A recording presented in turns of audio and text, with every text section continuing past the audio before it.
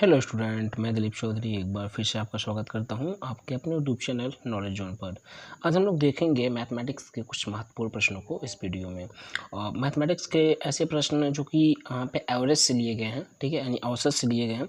औसत से आपको हमेशा कॉम्पिटिशन एग्जाम में क्वेश्चन देखने को मिलते हैं, तो ये वीडियो आपके लिए काफ़ी हेल्पफुल रहेगा फॉर कॉम्पिटिटिव एग्जाम। ठीक है दोस्तों, तो चलिए आपका पहला क्वेश्चन है और औसत से यहाँ पे सबसे पहला हम लोगों के लिए है कि प्रथम 50, यहाँ पे देख लीजिए, प्रथम 50 प्राकृतिक संख्याओं का औसत कितना है। ठीक है दोस्तों, तो यहाँ पे बोला गया है कि प्रथम 50 प्राकृतिक संख्याओं का औसत कितना है। तो प्यारे दोस्तों, इसके लिए आपको ट्रिक बताते हैं। आज जितना भी क्वेश्चन हम लोग देखेंगे, फिर से एक बार ट्रिकी ही क्वेश्चन देखेंगे। आपको बहुत ज़्यादा दिमाग नहीं लगाना है, बहुत ज़्यादा उसमें कैलकुलेशन नहीं करने हैं, बस ट्रिक लगाना है और आंसर आपको ला देना है।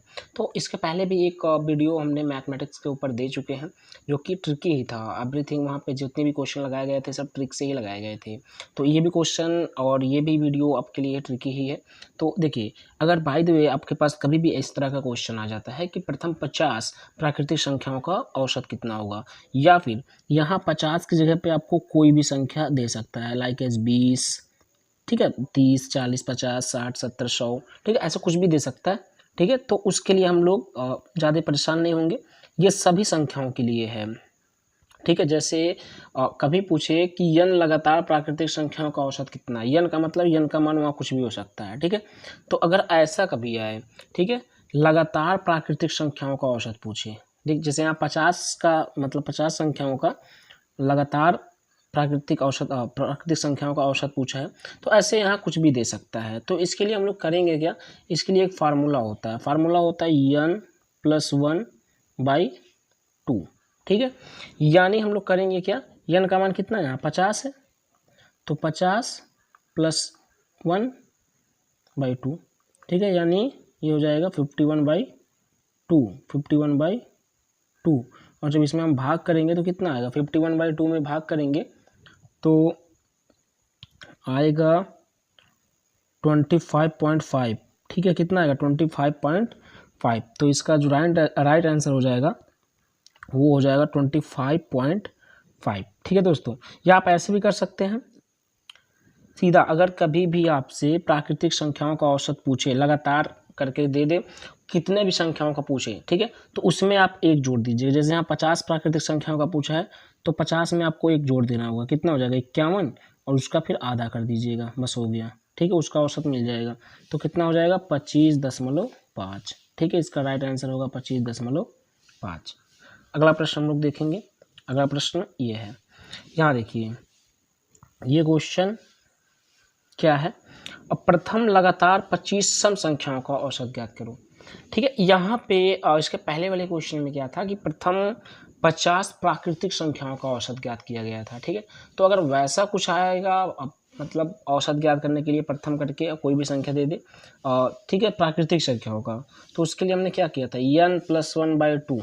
ठीक है, और जब आपको प्रथम लगातार करके दे दे और सम संख्याओं का औसत पूछे, जैसे यहाँ पूछा जा रहा है कि प्रथम लगातार 25 सम संख्याओं का औसत ज्ञात कीजिए। ठीक है, इसको हम लोग ऐसे भी बोल देते हैं कि n लगातार प्राकृतिक सम संख्याओं का औसत बराबर होता है n+1। ठीक है, फिर से सुन लीजिए, n का मान होता है कोई संख्या। ठीक है, n लगातार प्राकृतिक सम संख्याओं का औसत होता है n+1। तो इसके लिए आपको कुछ भी नहीं करना होगा, अगर आपको सम संख्याओं का औसत पूछ लेगा तो आपके लिए कुछ भी नहीं करना होगा, जितने संख्याओं का औसत पूछेगा उसी में एक जोड़ दीजिएगा। जैसे 25 का पूछा है तो 25 में आपको एक जोड़ देना है, कितना हो गया 26, बस इसका राइट आंसर 26। ठीक है, कुछ भी नहीं करना होगा, अगर आपको सम संख्याओं का औसत पूछे शुरुआत से लेकर के, तो आपको जितने भी संख्याओं का पूछे, जैसे यहाँ 25 का पूछ रहा है तो 25 में एक जोड़ दीजिए, 26 हो गया। अगर आपको 24 का पूछता तो एक जोड़ देते, 25 हो जाता। ठीक है, मतलब कोई भी संख्या पूछे उसमें एक जोड़ दीजिए, आपको वही आंसर हो जाएगा। ठीक है दोस्तों, अगर वीडियो पसंद आ रहा है तो वीडियो को लाइक और चैनल को सब्सक्राइब जरूर करिएगा। चलिए अगला क्वेश्चन देखेंगे। अगला क्वेश्चन यहाँ पे है, प्रथम 6 विषम संख्याओं का औसत ज्ञात कीजिए। इसके पहले क्या था, इसके पहले सम संख्याओं का पूछा गया था, अब विषम संख्याओं का सब चीज़ें ध्यान पूर्वक आप लोग दिमाग में रखेंगे, नहीं तो कॉपी कलम ले करके उसको नोट करते चलिए, एक एक ऐसे नंबर कर करके। जैसे पहले हम लोग कुछ पढ़े हैं प्राकृतिक संख्याओं का औसत, फिर पढ़े हैं सम संख्याओं का औसत, अब पढ़ने जा रहे हैं विषम संख्याओं का औसत। तो ये सारी चीज़ें आपके लिए बहुत हेल्पफुल रहेंगी किसी भी कॉम्पिटिशन एग्जाम के लिए, नहीं तो आपको दिक्कत होगा वहाँ पे आपके लिए दिक्कत होगा कि आप संख्या लिखेंगे, फिर उसको जोड़ेंगे और फिर डिवाइड करेंगे, तो आपके लिए बहुत ज़्यादा समय खत्म हो जाएगा। इससे बेटर यही है कि आपको नियम पता होना चाहिए, और इसको आप लिख लीजिए कहीं पे, वीडियो को रोक रोक करके बीच बीच में आप लिख लीजिए, ठीक है। चलिए अगला क्वेश्चन, प्रथम 6 विषम संख्याओं का औसत ज्ञात करना है, ठीक है। विषम संख्याओं का औसत ज्ञात करना है, तो इसके लिए आप करेंगे क्या, 6 विषम संख्याएं होंगी क्या, प्रथम का मतलब शुरुआती से आपका 1 होगा, 3 होगा, 5 होगा, 7 होगा, 9 होगा और 11 होगा, ठीक है। यही आपके 6 विषम संख्याएं होंगे। 6 हो गए हैं, 1 2 3 4 5 और 6 हो गए हैं, ठीक है। तो अब इसी का औसत बताना है, तो आपको जोड़ना नहीं है कि 1 3 5 7 9 11 को जोड़ के 6 से भाग कर दें, तब भी आपका आंसर आएगा, लेकिन समय ज़्यादा लगेगा। तो इसके लिए आपको करना क्या होगा, पहली संख्या को और अंतिम संख्या को जोड़ लीजिए और 2 से भाग कर दीजिए। क्या कह रहे हैं, पहली संख्या और अंतिम संख्या इन दोनों को जोड़ लीजिए, ठीक है, और 2 से भाग कर दीजिए, यही उसका औसत हो जाएगा। तो कितना हो गया, 12/2, यानी काटेंगे तो कितना, 6 आएगा। इसका जो औसत होगा वो 6 होगा, ठीक है। बस आपको जोड़ करके भाग नहीं करना, जोड़ेंगे तो बहुत ज़्यादा समय लग जाएगा, ठीक है। तो आपको ऐसे ऐसे कर देना है, पहली संख्या और अंतिम संख्या को जोड़िए और 2 से भाग कर दीजिए। ये विषम संख्याओं का औसत था, ठीक है दोस्तों।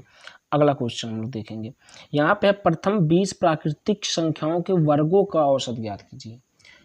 हम लोग क्या किए थे, प्राकृतिक संख्याओं का औसत पढ़ चुके थे, इसके पहला ही क्वेश्चन हम लोगों का था, ठीक है, जिसमें हम लोग प्रथम 50 प्राकृतिक संख्याओं का औसत निकाले थे, जिसमें आपको कुछ करना नहीं होता था, एक जोड़ करके और उसमें 2 से डिवाइड कर देते थे। लेकिन ये क्वेश्चन क्या है, ये क्वेश्चन ये है कि प्रथम 20 प्राकृतिक संख्याओं के वर्गों का योगफल ज्ञात करना है, ठीक है ना। मतलब वो इस तरह लिखाएगा, 1 का स्क्वायर, फिर 2 का स्क्वायर, ठीक है, मतलब ऐसे स्क्वायर है ये, ऐसे 3 का स्क्वायर, 4 का स्क्वायर, इसके 20 ऐसे आपको चलने हैं और फिर उसका योगफल उसका औसत ज्ञात करना है, ठीक है दोस्तों। तो इसके लिए हम लोग क्या करेंगे, देखिए इसके लिए आपका फार्मूला होता है, अगर कभी भी आपको प्रथम n प्राकृतिक संख्याओं के वर्गों का औसत पूछे, ठीक है, फिर से सुन लीजिएगा, अगर कभी भी प्रथम n प्राकृतिक संख्याओं के वर्गों का योगफल पूछे, जहाँ हम n बोल रहे हैं, n का मान कुछ भी हो सकता है, बार बार इस चीज़ को हम कह रहे हैं कि n का मान कुछ भी हो सकता है। यहाँ 20 दिया है, 30 भी हो सकता है, 35 भी हो सकता है, 25 भी हो सकता है, ठीक है, कुछ भी हो सकता है n का मान, ठीक है। तो उसके लिए हम लोग क्या करेंगे, प्रथम n प्राकृतिक संख्या, अच्छा यहाँ पे n का मान कितना हो जाएगा, n का मान यहाँ 20 हो जाएगा, क्योंकि n की जगह पे कितना आया, 20 आ जाए, ठीक है। हम क्या बोलना, प्रथम n प्राकृतिक संख्याओं के वर्गों का योगफल बराबर होता है, वो चीज़ को अभी हम बता रहे हैं क्या होता है, लेकिन n की जगह पे क्या है, यहाँ पे 20 है, ठीक है। तो वो होता है फार्मूला आपका n+1, क्या होता है, n+1, ठीक है, फिर होता है दूसरे ब्रैकेट में 2n+1, ठीक है, और डिवाइड कितने से, 6 से, ये होता है, ठीक है। ये आपका होता है फार्मूला, इसी फार्मूले पे हम लोग रख देंगे, बाकी आपको कुछ भी नहीं करना है, इसी फार्मूले पे रख देना है। n+1 है, यानी 20+1 होगा ऐसे, ठीक है। दूसरे ब्रैकेट में 2n+1 है, यानी 2 × 20+1 होगा और बटे 6 होगा, ठीक है। देखिए अब इसी को हल कर लीजिए, ये हो जाएगा 21 और इस ब्रैकेट में 20 दूना 40 और 1 41 और बटे 6, ठीक है। अब इसी को हल करेंगे तो कितना हो जाएगा, अब आपको क्या करना है, 21 का 41 में गुणा कर देना है और 6 से भाग कर देना है। तो हम इस चीज़ को करेंगे नहीं, इस चीज़ को हम पहले ही कर चुके हैं, ठीक है, इस चीज़ को हम पहले ही कर चुके हैं। वो आएगा आपको 143.5, 143.5, ठीक है, ये आएगा। तो ये आपको ऑप्शन में कहाँ दिखाई दे रहा है, ऑप्शन नंबर बी पर दिखाई दे रहा है, ऑप्शन नंबर बी, यानी ये वाला ऑप्शन आपका सही हो जाएगा। अगला क्वेश्चन हम लोग देखेंगे। अगला क्वेश्चन ये है कि प्रथम 16 प्राकृतिक संख्याओं के घनों का औसत क्या होगा। अब इसके पहले हम लोग क्या पढ़े हैं, वर्गों का, ठीक है, और वर्गों का औसत। अब हम लोग पढ़ने जा रहे हैं घनों का औसत, ठीक है। अच्छा, इसके लिए प्रथम n प्राकृतिक संख्याओं के घनों का औसत होता है, यहाँ n का मान कितना है, यहाँ n का मान है 16। कितना है n का मान, 16 है। प्रथम n प्राकृतिक संख्याओं के घनों का औसत होता है n प्लस 1 का स्क्वायर बाई 4। ये होता है, क्या होता है हम इधर लिख दे रहे हैं, ये सूत्र आप लोग लिख लीजिएगा कॉपी पर, ठीक है। होता है n, फिर होता है n प्लस 1 के स्क्वायर बटे 4। इसी पे हम लोग रखेंगे n प्लस 1 का होल स्क्वायर बटे 4, तो रख लीजिए इसी पर। n है, n का मान 16, ठीक है। फिर 16 प्लस 1 का होल स्क्वायर बटे 4। 4 से हम इसको काट देंगे कितनी बार में, 4 बार में, ठीक है। तो हो जाएगा 4 और ये 16 प्लस 1 17, 17 का स्क्वायर होगा, तो हो जाएगा 17 गुणे 17, ठीक है। कितना हो जाएगा, 17 गुणे 17। और जब इसका हम गुणा करेंगे तो हमें मिलेगा 1156, ठीक है। अब इसका गुणा हम यहाँ नहीं कर रहे हैं, गुणा हम कर चुके हैं पहले ही, 1156 मिलेगा। तो 1156 है कहाँ, चलिए देखते हैं पहले ऑप्शन पे। तो ऑप्शन पे हम लोग देखेंगे इधर, ये आपको ऑप्शन नंबर डी पर दिखाई दे रहा है, ठीक है दोस्तों। अगला क्वेश्चन हम लोग देखेंगे। तो दोस्तों ये है आपका अगला प्रश्न, ये देखेंगे हम लोग यहाँ पे लिखा गया है कि 20 छात्रों की एक कक्षा का औसत जो वजन है वो आपका 40 किलोग्राम है। यदि इसमें अध्यापक का वजन भी जोड़ दिया जाए तो 2 औसत किलोग्राम बढ़ जाता है। अध्यापक का वजन कितना होगा ये बताना है प्यारे दोस्तों। तो क्वेश्चन में है कि एक क्लास है, एक कक्षा है जिसमें कुल 20 छात्र हैं और 20 छात्रों का जो औसत वजन है वो 40 किलोग्राम है। तो देखिए, अब 20 छात्रों का औसत वजन कितना है, 40 किलोग्राम, ठीक है प्यारे दोस्तों। कितना है, 40 किलोग्राम है, ठीक है दोस्तों।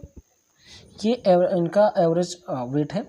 अब यहाँ पे अगर हम लोग निकालें कि 20 छात्रों का कुल वजन कितना होगा, जैसे ये माना गया है कि 20 छात्र हैं, उसके उनका जो औसत वजन है वो 40 किलोग्राम। इसका मतलब हर एक विद्यार्थी का जो वजन है वो 40 किलोग्राम है। औसत वजन का मतलब क्या कि हर एक का 40 किलोग्राम है। तो अगर हम कुल वजन ज्ञात करें, 20 छात्रों का कुल वजन, ठीक है, छात्रों का कुल वजन हो जाएगा 20 गुणे 40, ठीक है। क्योंकि औसत जो वजन है और जो कुल संख्या छात्रों का 20 है, तो हो जाएगा छात्रों की संख्या गुणे औसत वजन, यानी हो जाएगा 800 किलोग्राम। कितना, 800 किलोग्राम। यानी यहाँ पे जो 20 छात्रों का कुल वजन है, यानी 20 छात्रों का वजन को अगर हम जोड़ लें, ठीक है, तो वो 800 किलोग्राम है। इसलिए एक एक छात्रों का जो वजन होगा वो कितना है, 40 किलोग्राम औसत माना गया है, ठीक है। तो 20 छात्रों का कुल वजन कितना हो गया, 800 किलोग्राम, ठीक है। इसका मतलब 20 छात्र हैं, उनका कुल वजन 800 किलोग्राम है। फिर बोला जा रहा है कि अगर अध्यापक के वजन को जोड़ दिया जाए, ठीक है, तो औसत 2 किलोग्राम बढ़ जाता है। अगर अध्यापक को हम लोग जोड़ देंगे तो 20 तो छात्र थे और एक अध्यापक हो जाएंगे, यानी कुल कितने हो जाएंगे, 21 हो जाएंगे, 21 व्यक्ति हो जाएंगे। 20 तो आपके स्टूडेंट थे और एक अध्यापक, टोटल 21, यानी 21 व्यक्तियों का औसत वजन होगा कितना। बोला गया है कि जो औसत वजन विद्यार्थियों का था उसमें 2 किलोग्राम बढ़ जाता है। इसका मतलब कितना हो जाएगा, 42 किलोग्राम। यानी अब क्या हो रहा है कि 21 व्यक्तियों का औसत वजन हो जा रहा है 42 किलोग्राम, ठीक है, जिसमें अध्यापक जी भी हैं, ठीक है। अब क्या होगा, 21 व्यक्तियों का औसत वजन है 42 किलोग्राम, तो 21 व्यक्तियों का कुल वजन कितना हो जाएगा, 21 व्यक्तियों का कुल वजन, ठीक है,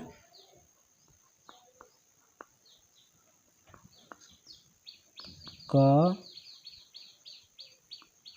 कुल वजन तो हो जाएगा संख्या, यानी कितना 21 गुणे कितना 21 गुणे 42, ठीक है।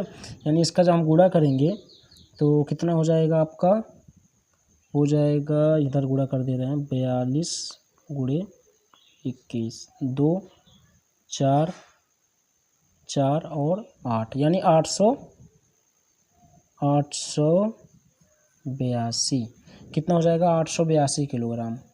अब समझिएगा, देखिए